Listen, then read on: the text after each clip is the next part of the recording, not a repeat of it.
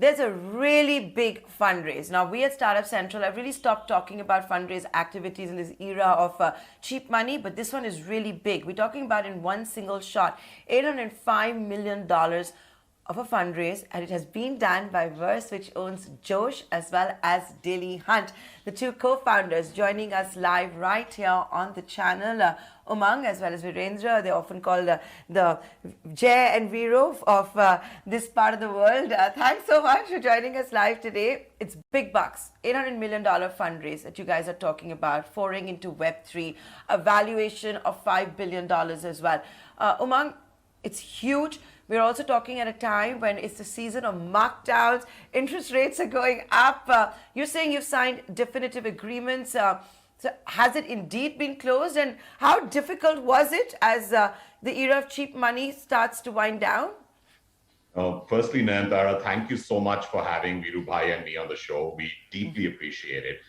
It's been a phenomenal run within the company, both through the last 2 years, while the world has been offset with a very badly hit pandemic.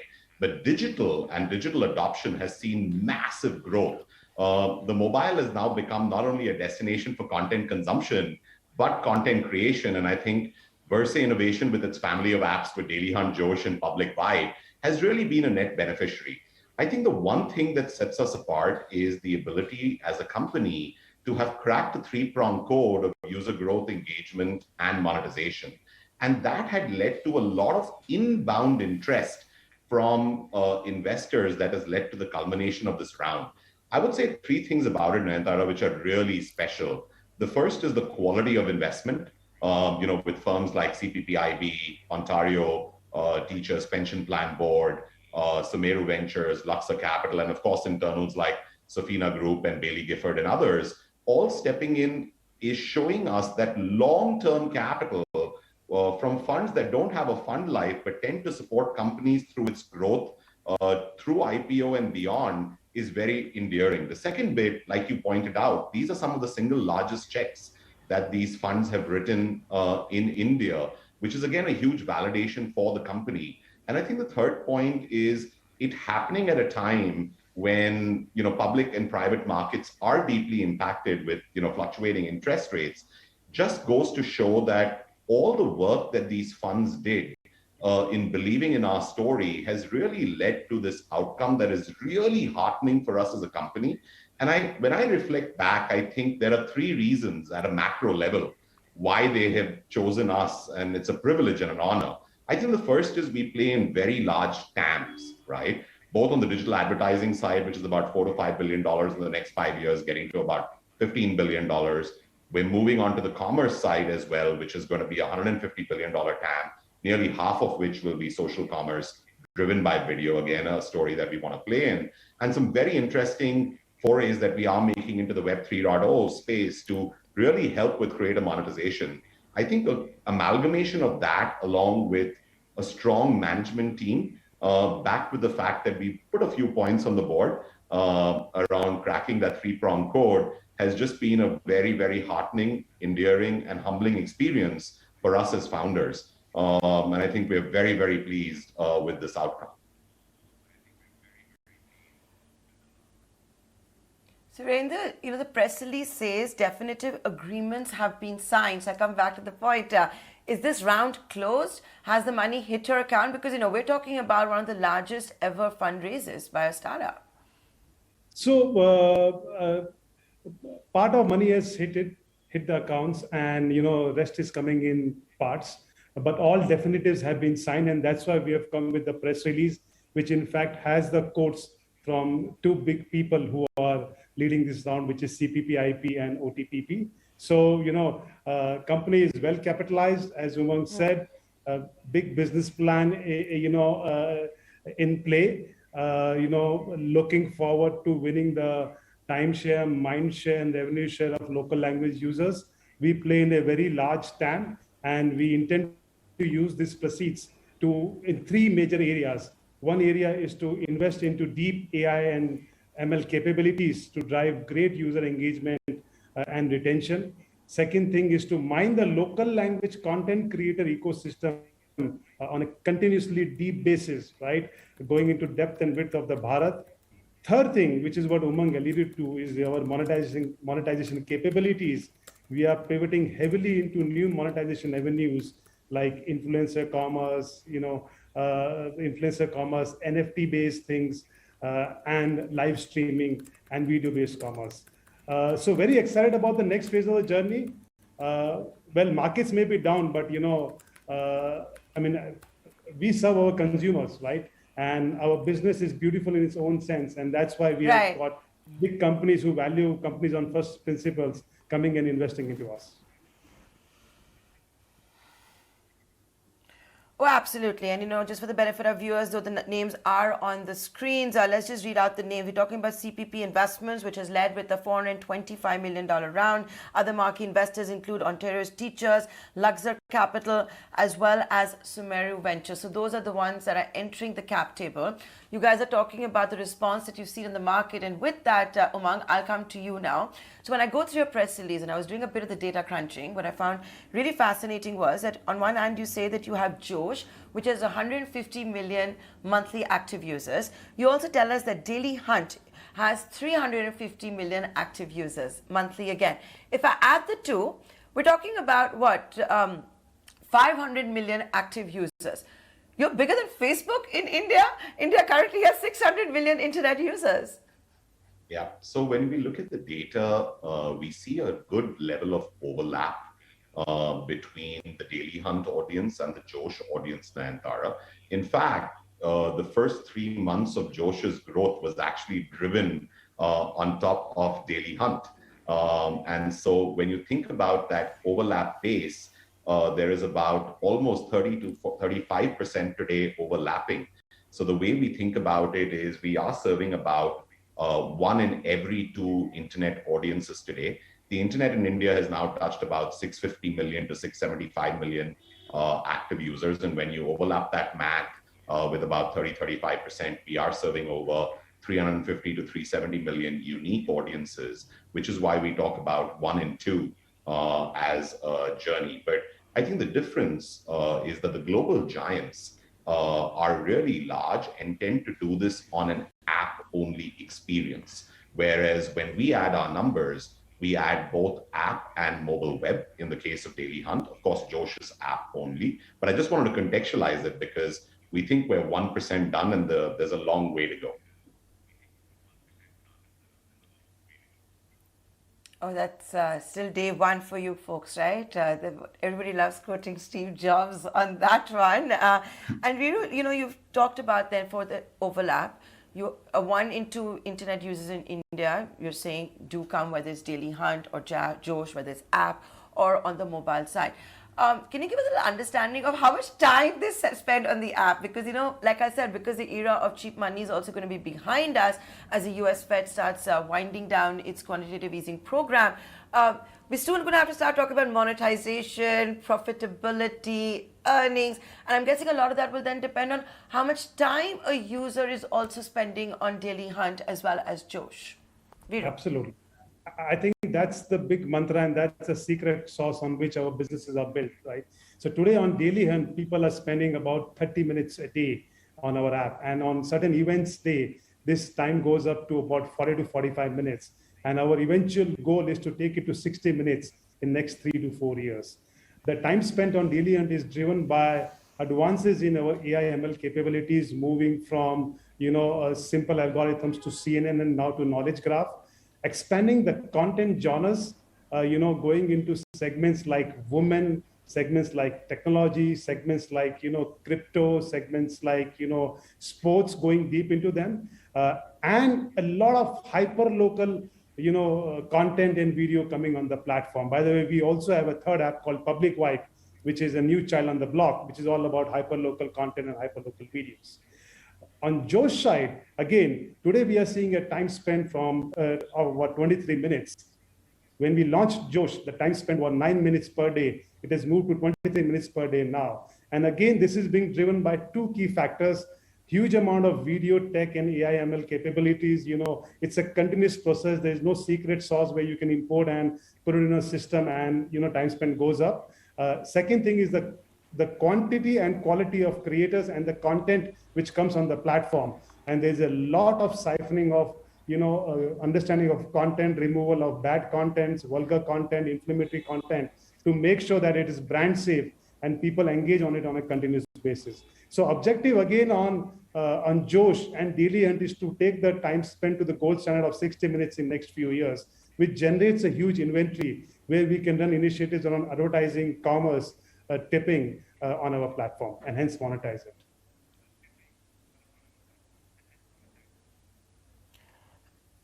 Umang, 23 minutes an average spent on Josh. Pardon me for saying this, just to put in context, each video on Josh would be what, 15 seconds? You're talking about 150 million active users monthly. These are crazy numbers. And 23 minutes, 23 minutes watching 15-second long videos? So the way it works, Nayantara, is we tend to find ways to bring users back to the app across multiple sessions in a day. The average number of sessions across a Josh user today, as Viru highlighted, is about 3.5 sessions per day per user. So the average time spent per session is around 7 minutes, right? And in 7 minutes, depending upon the length of the video, which could be like between 15 to 35, 40 seconds, you're talking about multiple videos being consumed in that one session because it is a snackable experience. Now, when you think about what's happening in the world today with the internet and us moving forward, the amount of time users have for a lean back experience, which is when you tend to watch a long format 2 to 3 hour web series or movies, is finite. Those instances and opportunities are finite. Whereas when you're traveling, you're on a bus, you're on a train, you're stuck in traffic, there are more lean forward experiences of snackable content. So we're seeing snackable content and short video really pick up. That's one part.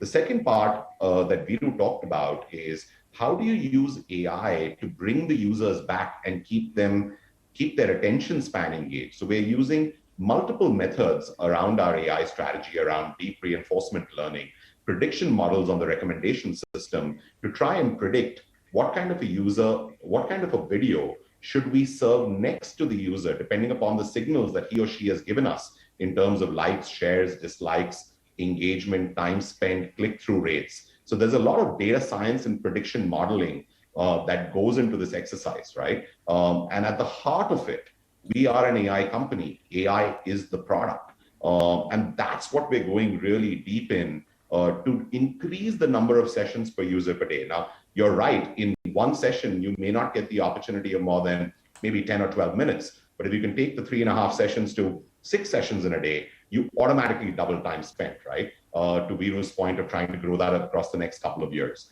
So that's our strategy. And as you do that, Umang, I've got to ask you this one question. I asked it, but I'm going to ask it a little more crudely. $800 million. What are you going to do with all of this money? What do you exactly need it for? You've already got AI. You're already boasting about the AI, which is bringing the users back. But I did read Web3 in the press release, and usually that seems to be a money magnet these days. Yeah, so I think the couple of things. I think one, we've been very conservative in our outlook on expenses. And we've always exercised fiscal prudence within the company. So we will continue to do that. We think we now have enough fuel in the tank for the next couple of years and really go doubling down onto the business. So I think we will exercise fiscal prudence. It doesn't mean that this is a journey to go and burn that capital. I think there are 3 core initiatives that we're going to be focusing on. One, improvise our retention and bring down our CACs, while number 2, we scale revenue. And as an outcome of that, you're building greater profitability into the business. I think what DailyHunt has proved is that we have an app that is a unique local language app that has built a monetization of scale using advertising, right? We're now extending that on Josh and Public Vibe, which are more video-based platforms where we will serve ads, but albeit a lot fewer. We want to monetize in multiple different ways with influencer, live, and other forms of shoppable commerce, right? Coming to Web 3.0, for us, the Web 3.0 is a journey and an extension on how we make our ultimate beneficiaries, which is the creators, make money, right? Think about it. There could be large publishers, there could be individual creators, hyperlocal creators, or UGC creators. If they're creating unique content, whether they're singers, whether they're dancers, whether they're musicians, whether they're artists, do we have a way to build a mechanism over a blockchain where they can actually monetize their content, not just from an India and a Bharat audience, but from across the globe? And we believe that this is one of those initiatives that has the potential to take Verse Innovation into truly being a product company or a global product company coming out of India's stable, right? And I think we wish that for the entire startup ecosystem. We're huge believers in the ecosystem. We really love seeing entrepreneurs flourish and take products abroad. We're seeing a lot of them make those waves in the SaaS space. We're yet to see that happen in the consumer internet space. But I think Web 3.0 gives that opportunity because there aren't any large dominant players in terms of global giants yet. And that's the opportunity that we are seeking to really make that a reality over the next, I would say, 12 to 24 months.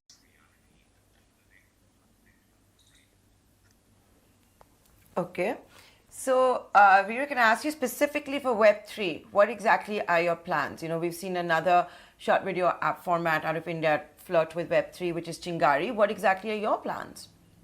So again, I'll reveal as much I like to reveal here, but broadly the core thesis here is we are at the center of the creator economy, right? So we are thinking it very, very differently, Nayantara. We're not thinking it as a myopic view of doing something just on our app. But I think we are at the center of creators economy. And since perpetuity, it's been our endeavor that creators make money and give them avenues to make money. Now, blockchain, NFTs, these are the best way in the internet world to make money, so that authentic creators can make money. And I think that's the space we are going to play on. We're not going to create a new blockchain technology. We're not going to create a new token, but we are going to ride on the stacks available. And through our great power of understanding of creators and consumers, we are going to do something big in the space, which will generate value for the NFT holders, value for Web 3.0 holders, value for creators, and expand our domain to international arena as well. Yeah, and I think if I could add to that, Nayantara, the three words that we are looking at building this platform on is credible, scarcity, and authenticity, right? We're looking at really credible content experiences that are unique and scarce and deeply authentic. I think that's what the platform is going to be standing for. And you'll see that coming out from us in terms of another deeper announcement over the next couple of weeks, which is when we'll be able to share a lot more in greater detail. Okay, so we will wait for that later day when you can share all of those details. Let's see how all of this pans out. But my final question to you, because if you're going to bring you on the channel and talk about the largest ever fundraise, and you're talking about a valuation of $5 billion, Umang, because there is so much uncertainty today as we speak in the global markets, look what's happening in the bond markets, currency markets, all of that. You're confident you'll be able to close this $800 million fundraise and at that valuation of $5 billion because it is the season of markdowns. Yeah. So I think the good news is, as Veeru said, the documents are all signed. More than half of it is in the bank. Some of it is somewhere on the internet getting wired in as we speak. All of that has been closed. So that's behind us. It's all closed. There is everything done and dusted. And now we are really focused on the path ahead. And I think, Nayantara, to your point, the biggest mistake anyone could make with large amount of capital is not exercising fiscal prudence. So we're very cognizant as a company from day one that it's not just about the eyeballs. It's about how we build monetization models around those eyeballs. And in the past, you've always heard us talk about advertising, which is lucrative and large in terms of a TAM. Today, you're hearing us talk about new forms of commerce, whether it's video commerce, shoppable commerce, live commerce, influencer-based commerce, down to Web 3.0 commerce, right? Those are big forays that we're making because at the end of the day, like you rightly said, real world businesses are built on revenue, are built on not just the amount of capital they raise, but more importantly, the capital they return. And I think that's something we're being very thoughtful and cognizant of, and being very careful that while all of this is in the bank, we are bringing down net burn, growing profitability, such that we're really building a true IPO scale business. I'll add one more line to this, Nayantara. You've used markets bad, many times. I think, only momentum businesses gets impacted by markets, right? And, like I would use the word that, class is permanent, form is temporary for our business. We like to make, steps and grow a business nicely so that it looks beautiful in its own sense and not in relative sense. So, and at times when markets are not so good, business like us get more chased. And one thing about raising a large size of money is not to blow it off. And this is what Umang has been trying to tell you nicely, that, we are much more responsible, much more cautious about our investment decision and capital allocation going forward.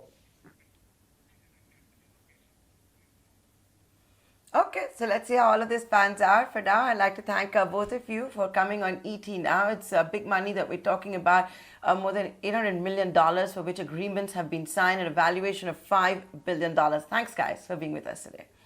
Thank you very much, Nayantara. Really a pleasure being here. Thank you very much.